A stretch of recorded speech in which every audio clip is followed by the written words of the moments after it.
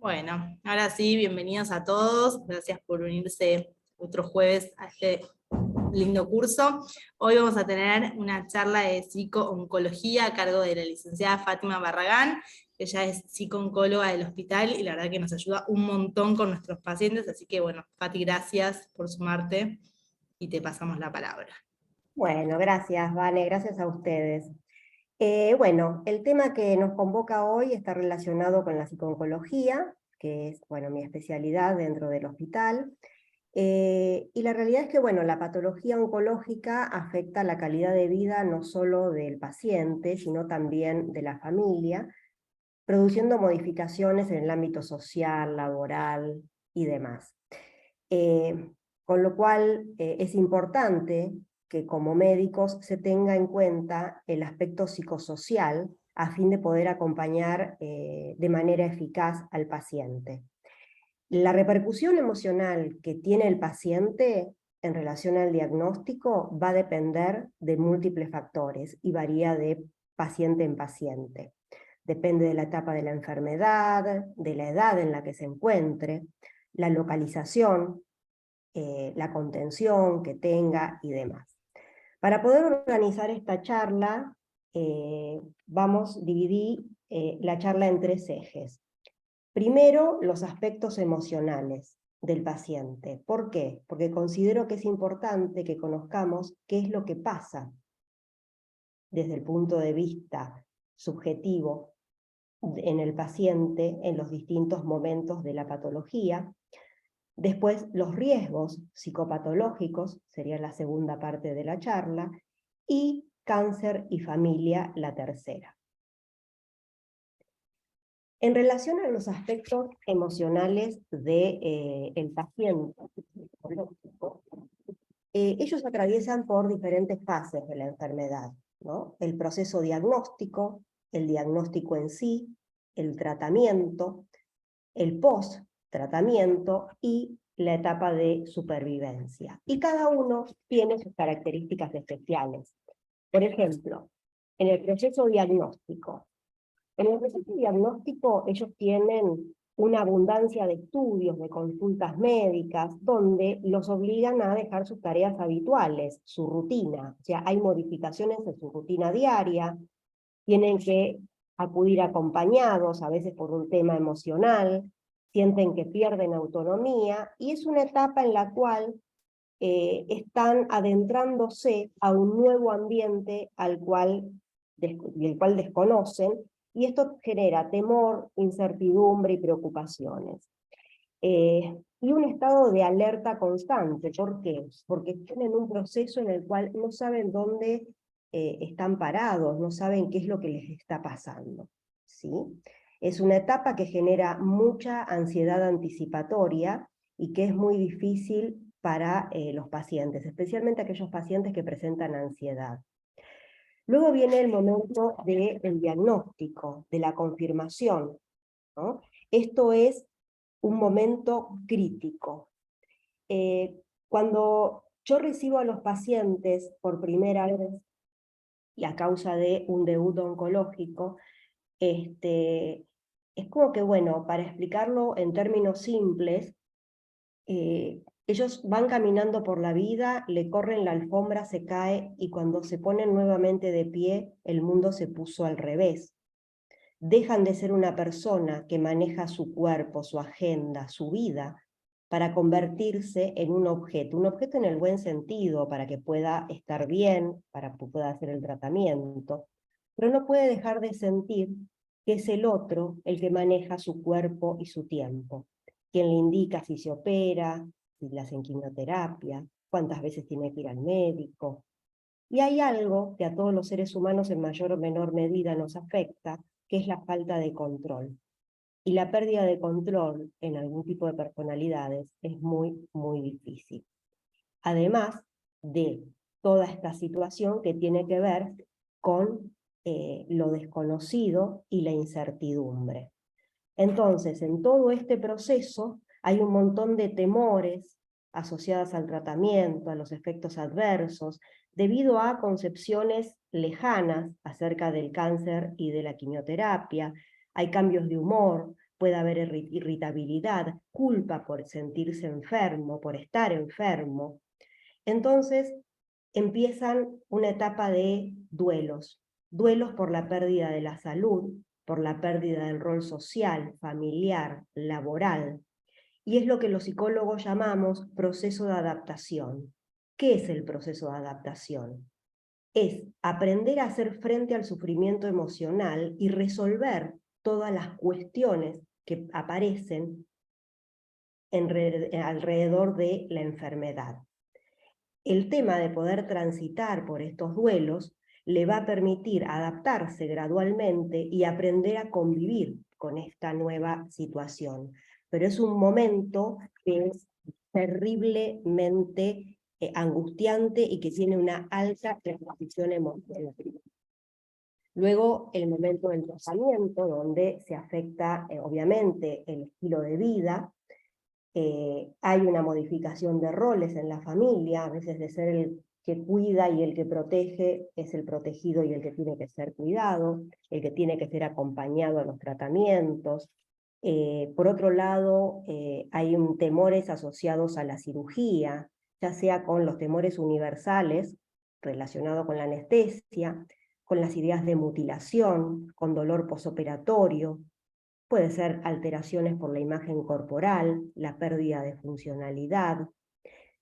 En relación a la quimioterapia, hay temores por las modificaciones físicas, ya sean reales o imaginadas, y esto también afectado por antiguas concepciones asociadas a los efectos adversos del tratamiento.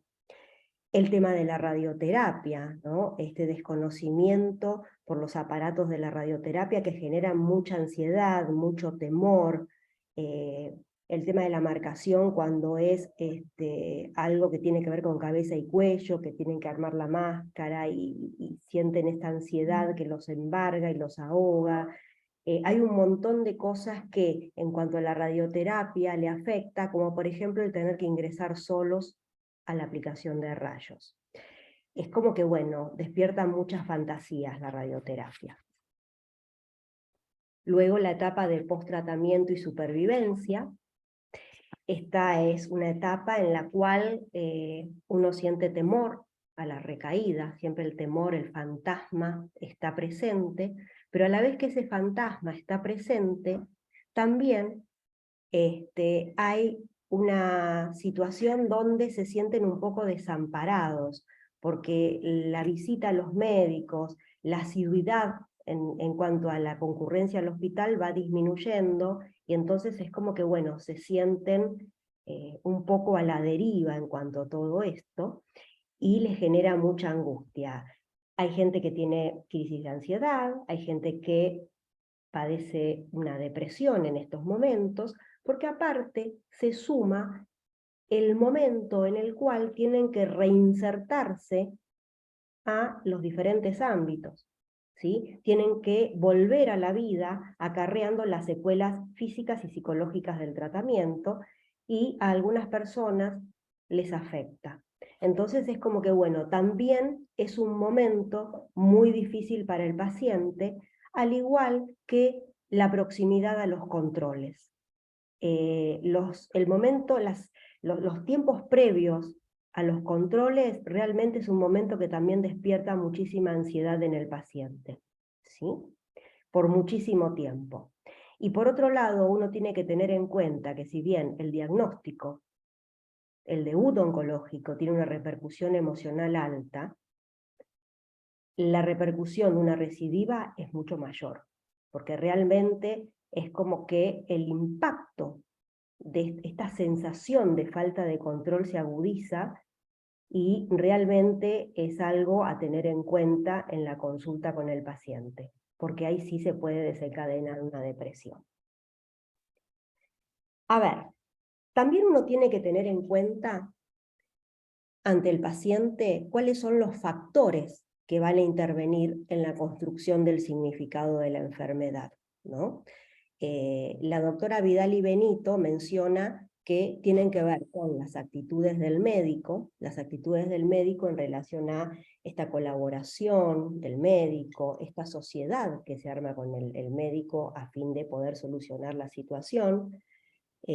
Por otro lado, también la capacidad de comprensión del paciente, que eso va a depender también de su cultura, de su educación, la conciencia de enfermedad, la personalidad del paciente, la historia individual y familiar, si hubo casos psicológicos en su familia o no, cuál es la idea que tiene acerca de la problemática oncológica, la etapa y el momento vital. No es lo mismo que se enferme una persona de 30 años a que se enferme una persona de 80, se vive de diferente manera, y también las características de la enfermedad en cuanto a qué disminución funcional y qué modificaciones en el estilo de vida pueden llegar a tener.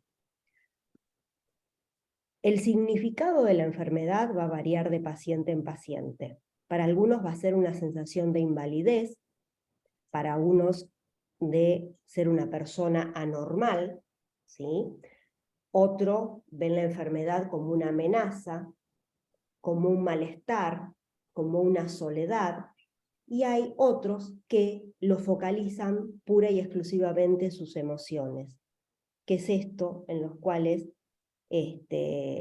uno tiene que tener lo que se llama una tolerancia discriminada, que cuando el paciente no adhiere al tratamiento, poder entender cuál es el motivo por el cual no adhiere. Y quizá el aspecto emocional hace que esta persona no pueda asumir, no pueda poder enfrentar esta situación donde niega y se refugia en la emoción, y esto afecta todo el tratamiento y la adherencia al tratamiento. Ahora, en relación al proceso de adaptación, como yo les dije anteriormente, es un proceso que es prolongado en el tiempo, a través de, del cual el paciente trata de poder conducir su sufrimiento emocional, resolver los problemas concretos relacionados con la enfermedad y ejercer cierto manejo en relación a su dolencia. Esto es, como todo proceso, implica tiempo y es una serie continua de respuestas y esfuerzos para ajustar el comportamiento a los cambios que se están dando en relación a su situación. En cuanto a las fases de la adaptación, es primero la incertidumbre y la confusión. Es como que el paciente está en una etapa de ensoñación, de un descreimiento, está desconcertado. En algún momento, en el momento del diagnóstico, hay un desconcierto total. Luego pasa a la oposición y al aislamiento, o sea, esta dificultad para aceptar, para procesar la información brindada. Por otro lado, no nos tenemos que olvidar que el paciente, ante el encuentro médico en el cual se le informa el diagnóstico, presenta mucha ansiedad, y eso afecta la memoria de fijación, con lo cual es normal que el paciente luego vuelva a preguntar cosas que ya se le dijeron. Por otro lado, la etapa de la ira, donde hay culpa, dolor, frustración, enojo, ¿por qué a mí? ¿Por qué pasa esto? ¿Y yo qué hice? ¿No? El tema de la tristeza, que es el abatimiento que permite empezar a elaborar la situación, o sea, es funcional, es perfectamente funcional. Y luego el proceso de adaptación. Puede hablar de lo que le está pasando sin poder angustiarse, resignificar su escala de valores, relacionarse y aprender a convivir con esta nueva situación, entendiendo y comprendiendo la cronicidad de la patología. Y esto va a depender del afrontamiento, que son los comportamientos, las percepciones que todos tenemos para poder mantener nuestro equilibrio emocional. Y hay pacientes que están centrados en la emoción, que son aquellos pacientes que no pueden tomar decisiones, que no adhieren al tratamiento, que tienen dificultades para aceptar lo que le están haciendo, lo que le está pasando, y el afrontamiento centrado en el problema, que es aquel paciente que sabe su diagnóstico y adhiere al tratamiento y sigue al pie de la letra todo aquello que es indicado por su médico. Ahora vamos a lo involucrado con lo psicopatológico, ¿no? ¿Cuáles son los riesgos que puede padecer el paciente oncológico al cruzar, ¿no?, por este puente de... Hola, Fati. ¿Sí? Hola. Matías, ¿estás con él? Ahí está, él lo apagó el micrófono.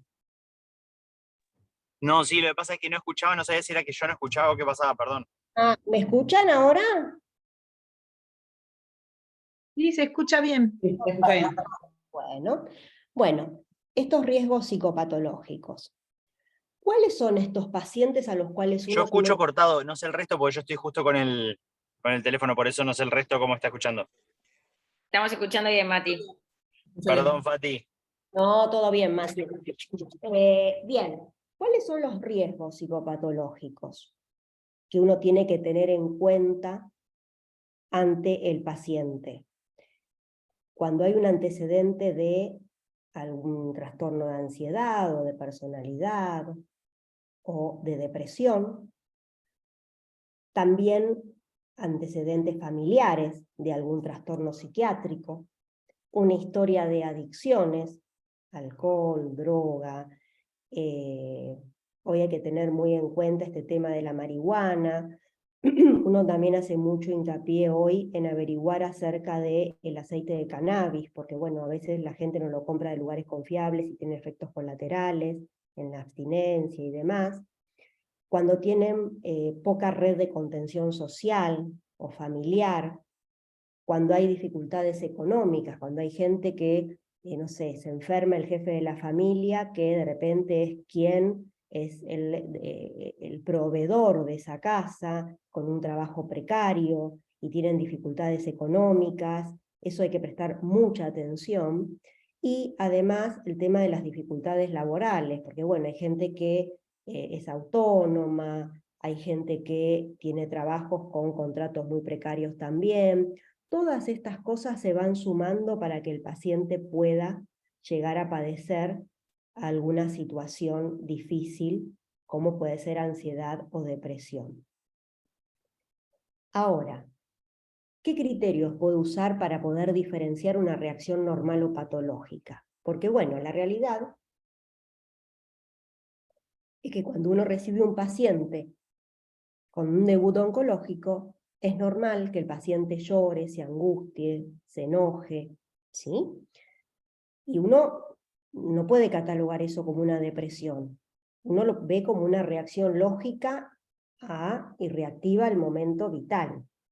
Entonces, es muy importante poder diferenciar cuál es la reacción normal de una patológica, o sea, cuál es la tristeza derivada de lo que le está pasando y cuándo es una depresión.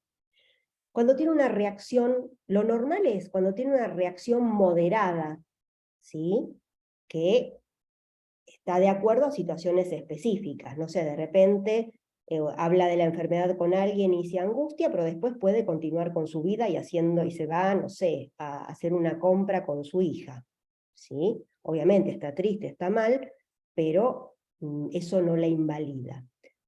Estos episodios son limitados en el tiempo, no altera mucho su dinámica, su funcionamiento, ¿sí?, social y familiar, y tiene un sufrimiento acorde, ¿sí?, pertinente. Ahora, ¿cuándo es patológica y necesita una derivación a psiquiatría? Cuando esta reacción es desproporcionada, ¿sí?, y no está ubicada en situaciones específicas, sino que está con una angustia que la embarga y un llanto todo el tiempo. Cuando esto se sostiene en el tiempo y no son episodios, sino que es una manera, se levanta y se acuesta de ese modo. Después, cuando todo esto anula su funcionamiento social y familiar, y cuando todo genera un sufrimiento elevado, ¿sí? Está la queja, el enojo, la angustia, hay una inmovilización. En esos momentos es prudencial que tengan una interconsulta con psiquiatría o con psicooncología. Por otro lado, ¿Cómo diferencio tristeza de depresión? ¿Y qué se hace en cada caso con el paciente? A ver, a veces puede haber tristeza que tiene que ver con las dificultades para aprender a aceptar y a convivir con esta enfermedad, porque tienen que aprender a convivir.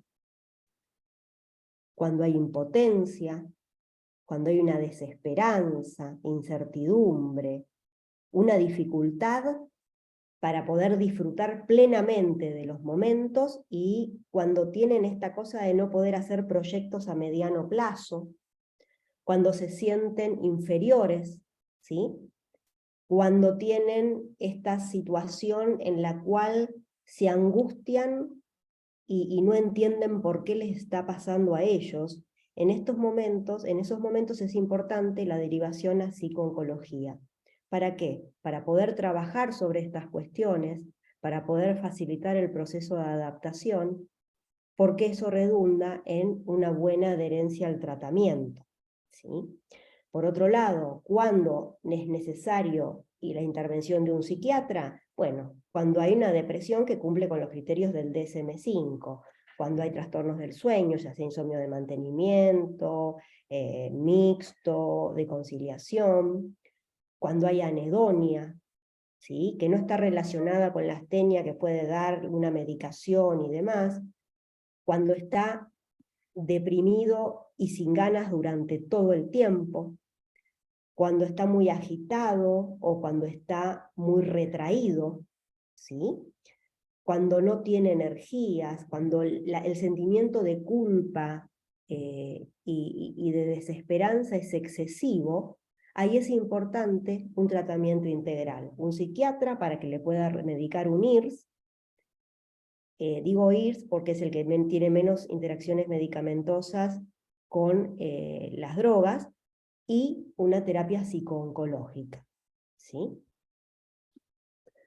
Por otro lado, estamos hablando también de lo que más se ve en el consultorio, que son los trastornos de adaptación, ¿sí? Que son síntomas emocionales y comportamentales que dan cuenta de un estrés importante, como es el del debut oncológico. Son síntomas que lo invalidan, que son significativos, y presentan determinadas características que hacen que su vida realmente sea muy difícil de sobrellevar. Un malestar intenso que es desproporcionado en relación a la situación que está viviendo, ¿sí? Esto se ve mucho en pacientes que son muy temerosos de la enfermedad o que tienen una historia negativa, oncológica en su familia. Y por otro lado, cuando este malestar es tan intenso, desproporcionado, que afecta las esferas de su vida y le impide funcionar en lo social, en lo familiar, en lo laboral y en la adherencia al tratamiento. Esto es lo que más se suele ver en el consultorio.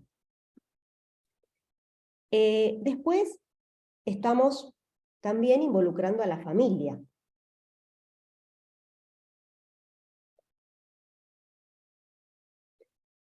En relación a la familia, cuando se enferma una persona en la familia, se enferma toda la familia, donde hay una modificación en la dinámica familiar, como dije anteriormente, donde a veces quien cuida y provee es quien se enferma. Entonces es como que, bueno, este duelo por el cambio de roles afecta a todos, incluso a su familia, a sus hijos, que tienen que hacerse cargo de cosas que su papá antes hacía, o a la esposa. Este tema de una inestabilidad emocional en toda la familia, con temores y preocupaciones, donde cada uno de ellos, de acuerdo a su personalidad y su afrontamiento, va a poder hacer frente a esto. No todos reaccionan de la misma manera y no en todos tienen la misma repercusión emocional.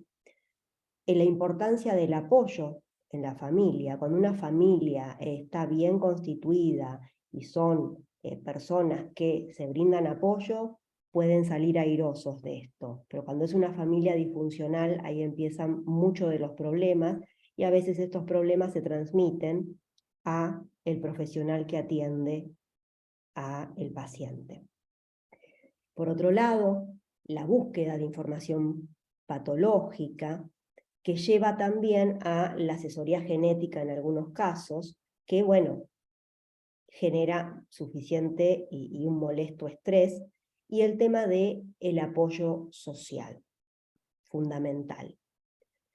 En la familia, ¿qué es lo que pasa? Se suspenden los planes, ya sean personales o familiares, se tiene que trabajar mucho en la comunicación, los cambios de roles que mencioné anteriormente, las rutinas se ven alteradas, ¿sí? Porque alguien tiene que hacerse cargo de acompañar al paciente a algún lado, de hacer algún trámite y demás. Y hay un nuevo habitante, hay un nuevo miembro en la familia, que es precisamente la enfermedad. La pareja también padece situaciones relacionadas con la impotencia por no poder ayudar más de lo que se está haciendo, siempre parece poco. Se presenta mucha culpa en el cónyuge sano, mucha ansiedad, se ve afectada la sexualidad, esto se ve mucho en relación a algunas cuestiones vinculadas con el cáncer de mama, por ejemplo, el tema estético. Se hace un replanteo de prioridades, pero realmente el tema pareja es la parte quizá más afectada por todas estas cosas que mencioné anteriormente, y además porque la pareja aparece acá como el cuidador natural, que es el cuidador principal. A veces el cuidador principal es aquella persona que está todo el tiempo con el paciente, que lo acompaña a los médicos, a los tratamientos y demás, que puede ser que sea delegada por un otro o autoatribuida, ¿sí?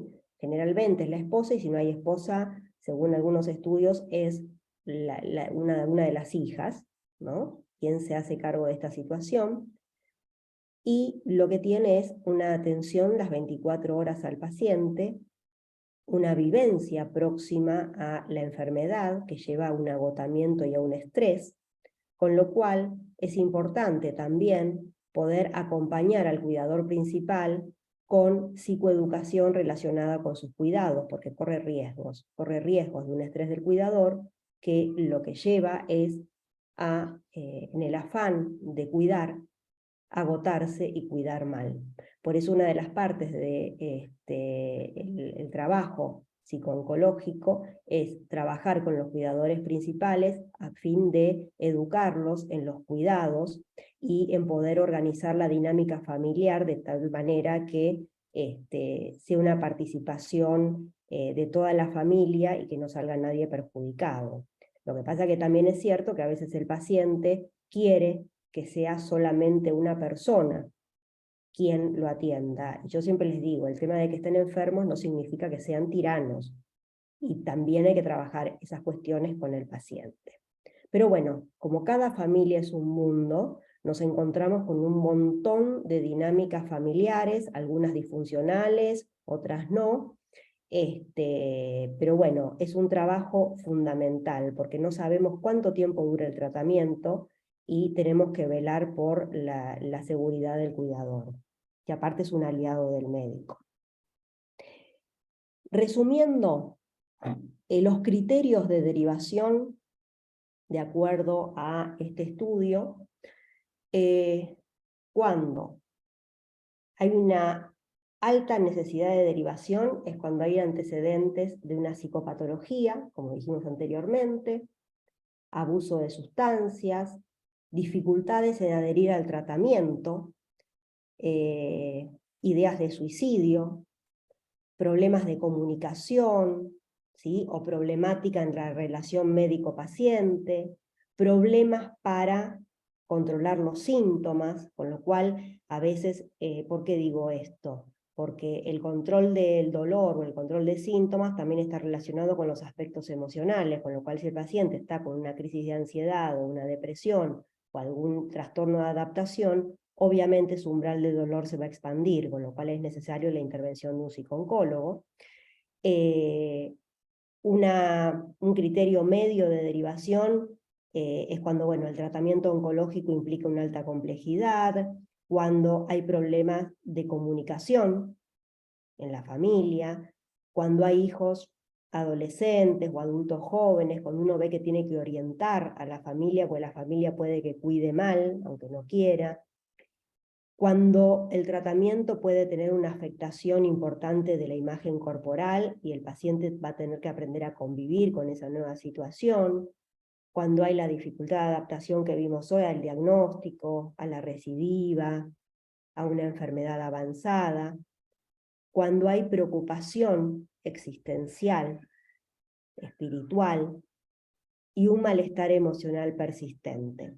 Y de bajo criterio, son problemas psicológicos, no psiquiátricos, psicológicos del familiar, ¿sí? O del paciente, asociados a la enfermedad.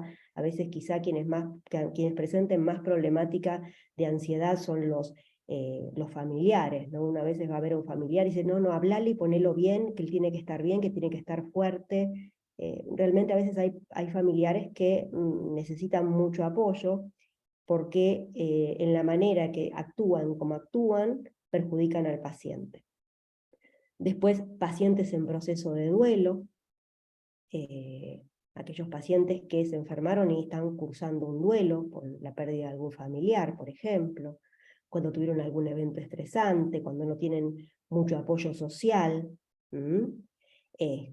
cuando hay una cirugía de reducción de riesgo por el tema del consejo genético, paciente con una carga familiar importante, cuando hay una disfunción sexual que altera la vida del paciente, y cuando hay alteraciones cognitivas. Básicamente esos son los criterios en los cuales es fundamental una derivación para poder trabajar con el paciente, aunque en lo personal yo considero que es importante que el paciente ante el debut oncológico tenga una entrevista con un psicooncólogo, porque es importante poder evaluar al paciente en cuanto a cuáles son sus temores, cuáles son sus fantasías, facilitar el proceso de adaptación antes de que llegue una depresión o un trastorno de ansiedad o adaptativo, y que pueda enfrentar el tratamiento o la cirugía de la mejor manera posible, y la mejor manera posible es con información. Bueno, muchas gracias.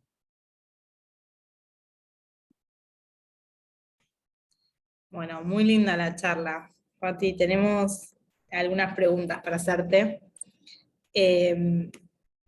Desde que tienen el diagnóstico, ¿cuánto tiempo uno considera? O sea, es normal que nos encontremos con estos síntomas, no llegan a la depresión, sino como que tengan como este trastorno adaptativo hasta que llegan, digamos, a poder hacer la asimilación.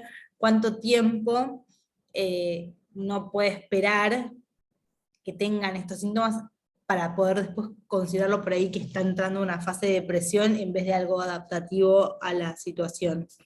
No sé si se entendió la pregunta. Oh, sí. Mira, al momento de la noticia del debut oncológico, o sea, de la comunicación de malas noticias, es normal que el paciente experimente tristeza, llanto y demás.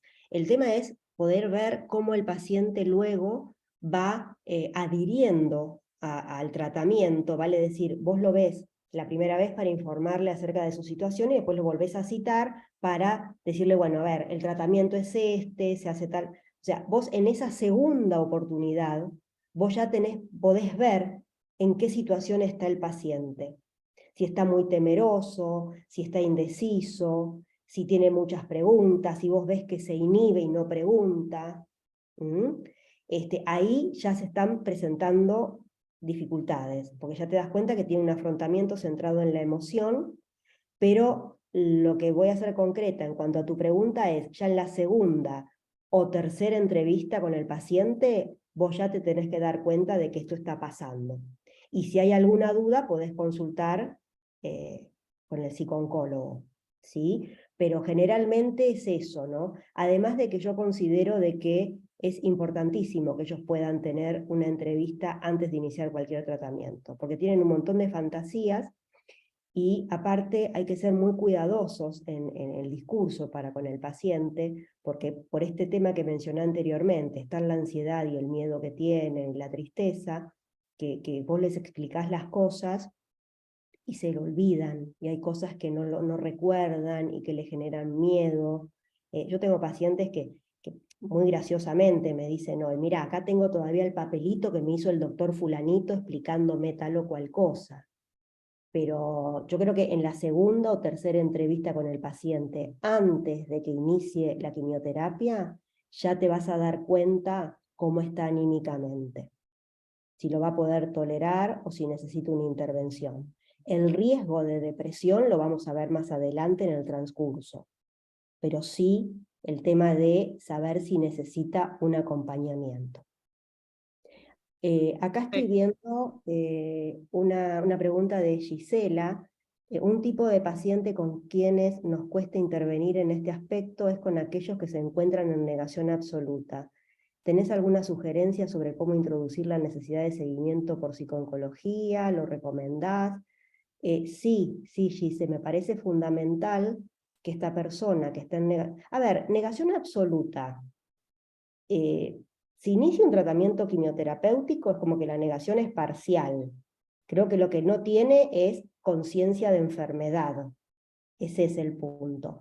Y yo creo que en esta situación, ante este tipo de pacientes, quizás sea pertinente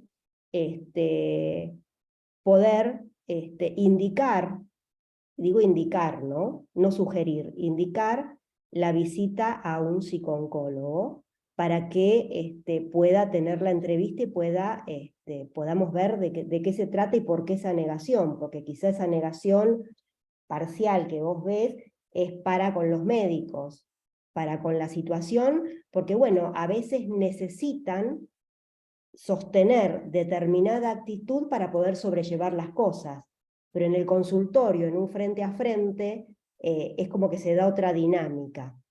Pero me parece que en estos casos es importante porque te impacta en la adherencia al tratamiento y además en que vos puedas evaluar adecuadamente al paciente.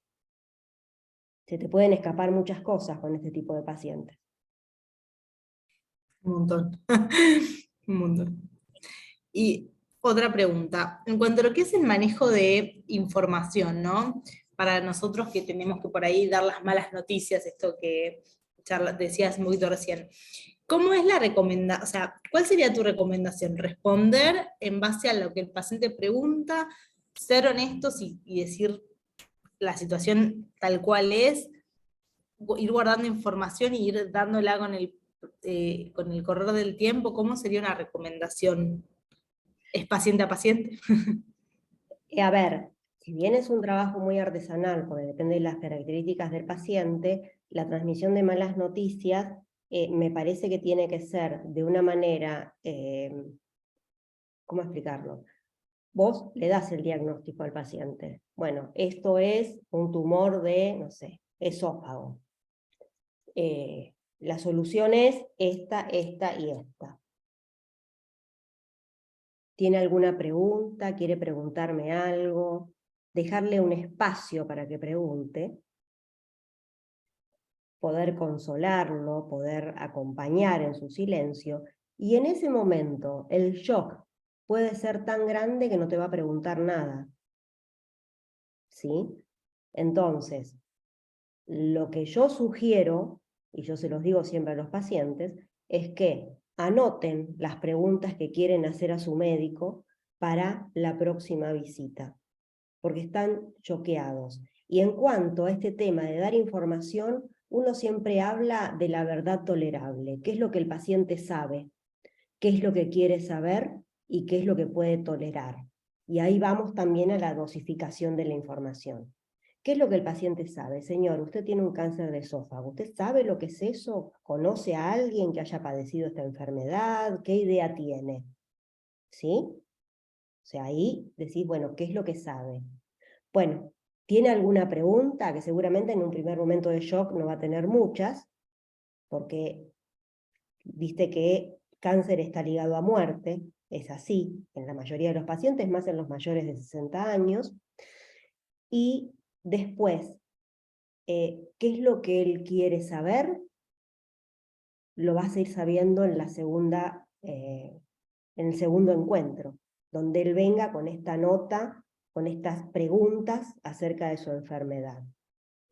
Pero son situaciones muy controversiales, porque también es cierto que en la comunicación de malas noticias uno tiene que fijarse muy bien en estar de acuerdo a los principios de la bioética. Y vos viste que hay muchos familiares que se interponen y pretenden que vos le cuentes a él, al familiar, y no le digan nada a él porque se va a poner mal. Es como que es muy, muy artesanal. Pero a mí me parece que es importante que tener en cuenta la verdad tolerable, para eso necesitas quizá la compañía de un psicooncólogo para que pueda evaluarlo, y en base a eso ir dosificando la información, ¿sí? Y no generarle falsas expectativas. A veces los silencios hablan más que las palabras. Y por otro lado, los pacientes tienen esta situación en la cual se aferran mucho a los gestos y a las palabras del oncólogo, pero muchísimo, muchísimo, y por eso hay que ser muy, muy cuidadosa, ¿no? Y realmente, obviamente, vos vas conociendo al paciente. Si vos ves que el paciente tiene antecedentes de depresión, riesgo suicida, o es como que, bueno, vas a manejarlo de una manera diferente, pero si el paciente quiere la verdad, hay que dársela. Perfecto. Bueno, yo no tengo ninguna pregunta, no sé, chicas. Agus, estás muteada. Perdón. Yo tengo una pregunta más que tiene que ver con el manejo con el familiar. Muchas veces uno cuando va a ver al paciente, yo que sobre todo trabajo en internación, el paciente está perfecto, te dice que no le pasó nada, como súper sobreadaptado, tranquilo con toda la situación, y en contraposición tenés un familiar que no para de hacerte preguntas, intenso, por así decirlo, como muchas veces lo nombramos o lo llamamos tal vez mal. A veces da más la sensación de que habla de que en verdad el entorno es el que no está pudiendo aceptar la situación y el paciente sí, o a veces pasa que también te dicen, no, él ahora no te dice nada, pero en casa me hace todas las preguntas a mí y demás. Y te piden, por favor, que venga la psicóloga a verlo, pero el paciente no hace ningún tipo como de, en el momento que uno lo ve, no nota la necesidad tan extrema de la intervención psicológica, digamos, ¿no? Sabiendo que es un recurso finito para nosotros, porque no tenemos tanto. No hay demanda por parte del paciente, y en esos Claro. casos tiene que trabajar con el familiar. Eso es un tema que realmente es muy difícil, porque esto es lo mismo que había mencionado hoy en la charla, ¿no? Uno va a ver a alguien por pedido de la hija. Yo entiendo la situación. Nada más lejos de mí que hacer una crítica. Estoy describiendo una situación. Sí. Vas porque la hija pide que por favor vaya así, y no hay demanda, y si no hay demanda no hay paciente. Entonces, viste, capaz que el paciente en ese momento no está preparado. Hay muchos pacientes que vos los vas a ver y no están preparados y te dicen, no quiero hablar, y después a la tercera vez que viene a la quimio sí te quiere hablar. Muchas veces yo lo que les digo es que la decisión es del paciente, que yo se lo voy a proponer como algo más dentro de las cuestiones que ofrezco en el sector y que veo qué pasa, digamos. Pero otras veces lo que creo es que realmente el que necesita la intervención es el familiar. Y ahí, ¿qué sugerencia le puede hacer uno? Yo a veces le pregunto si ellos hacen terapia, me pongo medio a charlar con ellos aparte. En ese caso, sí, lo importante es poder hacer entender que uno entiende que están muy angustiados por la situación, que no es fácil sostener la angustia, que uno a veces apela a situaciones mágicas, ¿no? O ese tema famoso, andá y hablale y ponelo bien, levantale el ánimo, porque si no le levantás el ánimo va a empeorar, ¿no? O este tema de vos tenés que estar bien, y que para el paciente es una sobrecarga terrible, que el paciente, viste, me dice, vienen y empiezan, que no, que yo tengo que estar bien, que yo soy un tigre, que le tengo que poner onda, que va a estar todo bien, pues yo soy fuerte. Sí, pero ahora la estoy pasando mal, permitímelo. Entonces yo en esos casos lo que hago es, hay dos temas que cuido mucho en este tipo de pacientes. Primero, hablar con la familia de tal manera de poder hacerles entender que no pueden transferirle la ansiedad y la angustia que ellos tienen al paciente porque no está bueno, que realmente es importante que ellos puedan trabajar su angustia en otro entorno, y que por otro lado, en realidad están pidiendo auxilio porque no pueden sostener la angustia, no pueden sostener la situación, y es como que vos entrás a la habitación y ellos se van y se sienten aliviados, pero no porque no los quieran, porque no pueden más con su angustia. Vos lo notás eso en la cara, en el lenguaje corporal, y realmente también poder hablar con el paciente para que el paciente pueda expresar sus necesidades. Y también que el paciente diga, mira, discúlpame, pero yo estoy bien, que pueda ser una persona activa, porque si no también lo ponen en un lugar de objeto, Sí, ¿no? sí. Eso por un lado. Y por otro lado, este tema de la invasión comunicacional, que hoy se da debido a que todos tienen celular y WhatsApp, entonces lo invaden, ¿no? Este tema de poder armar un esquema de tal manera que haya otra persona que se encargue de pasar el parte médico. Y si el paciente quiere hablar, que hable, pero que hable de fútbol, de automovilismo, del clima. Porque si no, el paciente está todo el tiempo dando su parte médico y eso no hace bien, porque lo ubica en un lugar espantoso y de una soledad terrible, ¿no? Entonces, yo siempre hablo de esta situación en la cual él hoy no puede ser anfitrión de nadie. Hoy su prioridad es él y tiene que escuchar a su cuerpo. Y se trabaja desde la psicooncología en facilitar la comunicación familiar-paciente. Porque realmente también hay pacientes, como decís vos, que son sumamente intensos. Entonces es con esos pacientes, con esos familiares, perdón, que tenés que trabajar. Sí, Pero que me bueno, pasa que para eso, algo de la habitación y los ves que están, te dicen, ¿podemos hablar un poco más? Y tienen otras 700 preguntas y la angustia la tienen más ellos y el paciente está mirando el techo, creo que está esperando que yo me vaya para ver la tele, para dormir. es que Eh, no pueden sostener la angustia y eso depende de las personalidades. Esto es lo mismo que aquellas familias disfuncionales, que se enferma una persona que ellos consideran que no requieren de sus cuidados por una cuestión de problemas familiares pasados y que no cuidan. Entonces es como que desligan todo para el médico. Es el médico el que se tiene que hacer cargo. Yo sí es mi papá, pero cuando yo era chica no me dio la sopa en la boca, por ejemplo. ¿no? Y hay otros que hay como un grupo muy dicotómico que quieren soluciones y controles para todos, pero cuando decís, bueno, está bien, venga acá, hacemos esto, hacemos aquello, pero en verdad no me da la vida para hacer todo, porque yo me tengo que encargar de mi casa, ahora que o sea, hay como muchas veces se contradicen, y pasa más en los familiares muchas veces que en los pacientes, es algo que noto, como reflexión así.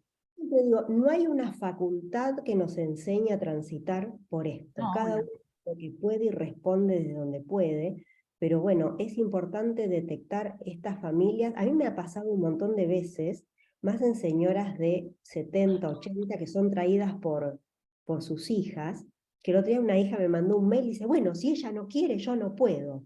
Porque la quieren traer a terapia, porque debutó oncológicamente, y dice, yo a mí no, dice, sos muy simpática, pero no. Y por eso te digo, si no hay demanda, o sea, a veces es la angustia, entonces yo lo que hablaba con ella es que quizá ella deba revisar estos aspectos, esta angustia que le genera lo de su mamá, que siempre fue una persona sana y que ahora le pasó esto, que lo trabaje en su terapia, que si ella no quiere, no hay forma, ¿no? Pero bueno, sí, el tema de los familiares es un tema, un temazo, sí, es un tema muy, muy importante. Porque aparte están todas las frustraciones. Esto es lo mismo que cuando el paciente está con la enfermedad terminal, ¿no? Este tema de no le digan nada porque no quiero que sepa. En realidad son ellos los que no toleran la situación. Y el cerco del silencio hace que el paciente se hunda en la soledad total, porque no es tonto, sabe que algo pasa.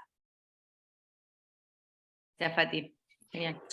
Además, perdón, no que me meta, pero también le estás robando la posibilidad al paciente de que sepa y aproveche, qué sé yo, sus últimos momentos, de saber también de la finitud de lo que le queda por delante, ¿no? A ver, el tema de la toma de decisiones, el tema de los pendientes, hay un montón de cosas. A ver, también es cierto que hay gente que no lo podría tolerar y ahí, bueno, es cuando aparece el sufrimiento existencial. Pero hay otras personas que realmente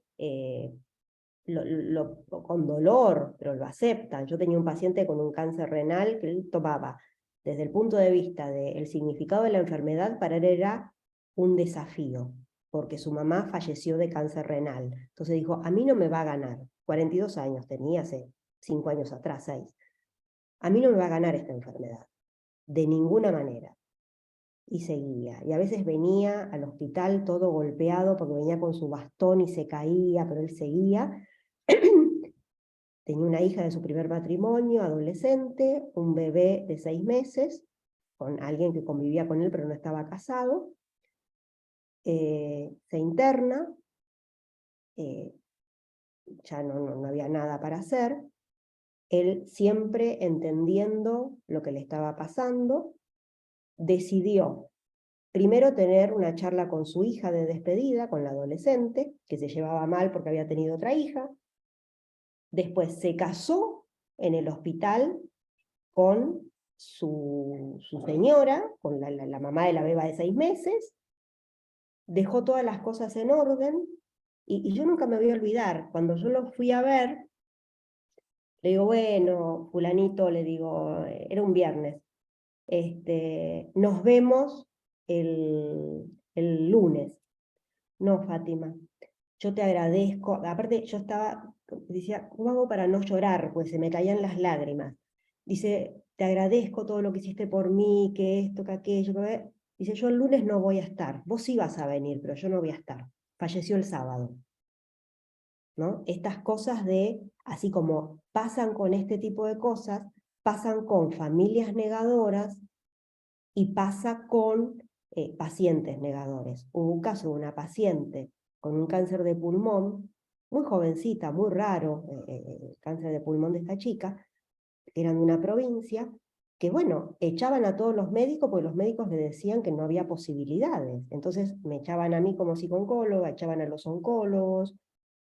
Finalmente la chica falleció, pero no podían soportar. A mí venían y me decían, no, pero vos le tenés que hablar que el año que viene va a ir a Europa, que va a ser tía en breve, o sea, una cosa, fíjense cómo proyectan el objeto malo en el profesional que intenta ayudar, porque no pueden tolerar la angustia, ¿no? Es como que, bueno, son distintos tipos de familia, y el desencadenante conmigo era que yo iba, y la familia era una fiesta, y estaban todo el tiempo, no, pero vos, Alejandra, te tenés que poner bien, te tenés que estar divina, que todo aquello, y la chica se estaba muriendo, y la chica tenía sueños, pesadillas, porque soñaba lo que no podía verbalizar con su familia, y tenía pesadillas feas. Entonces a mí me hablaba de sus pesadillas y lloraba. Entonces yo era el ogro que iba y la hacía llorar.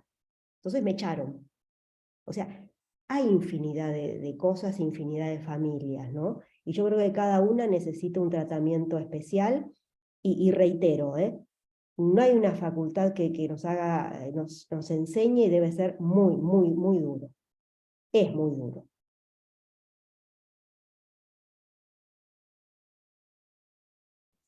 Mucha realidad en una sola charla, la vida misma. La vida misma, sí. Bueno, Fati, muchas gracias por la charla, muy buena. Por favor, muchas gracias a todos ustedes. Muchas gracias. Gracias, Fati, un placer. Gracias, igualmente. Bueno, y nos encontramos el jueves que viene para la última charla del curso, así que muchas gracias a todos.